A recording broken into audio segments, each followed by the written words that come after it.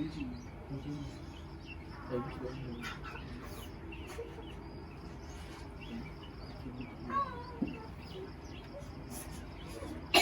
abang nak tahan lah. Abang dah tahan, tak sampai itu hari. Tangannya. Anak kita biar belum. Belum. Dah Belanda. Lagi. Ya ada. Dia balik makan ubat dia Ubat lah. makan ubat batuk. Dia biar sihat. Tak boleh minum aiskrim, tak boleh minum air sejuk. Minum air hangat aja, air panas. Milo, bukan Milo ais, Milo panas.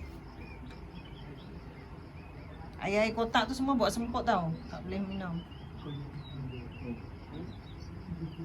Tapi tak semput kan. Batuk kan? Batuk. Tapi okey awak. Okey. Apa? Biasalah budak-budak kan. Dia memang sen buah, sen cuaca semua. Pun buah-buah tak boleh makan adik batuk Kalau kat rumah banyak durian, so ayah hantar sini. InsyaAllah. Dah habis durian ni dah. Dia ni habis. Itulah. Kenapa?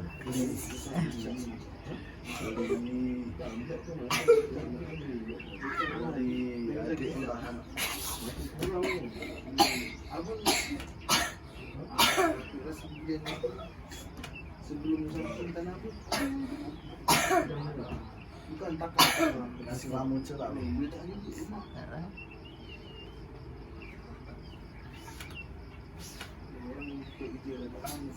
Itu kan menjaga. Hah?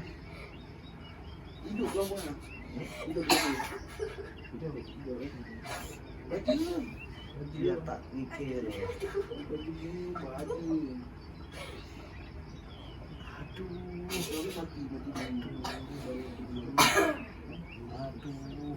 Berhenti lah. Aduh. Bismillah. Ni tiung tu mulai sorry. Mulai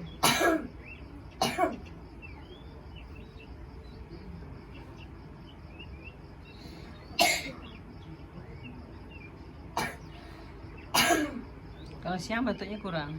Tidak. Kalau malam batuknya teruk. Itu buat sakit. Yalah.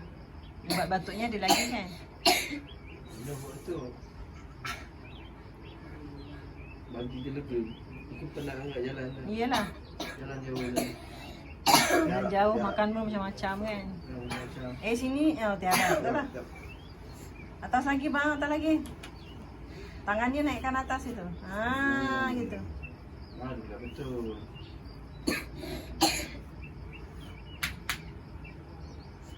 Angkat sikit badannya biar bajunya boleh naik atas. Gitu boleh.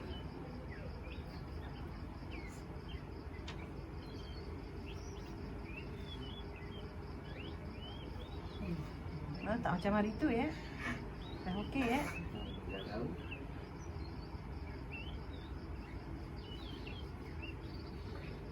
Itu kaki je dah teruk kan? Yang lepas tu ya. Itu hari okey ke batuk? Okey? Balik tu kau makan dia. Terus okey dia hari tu. Loh, kenapa dek? Nak keli.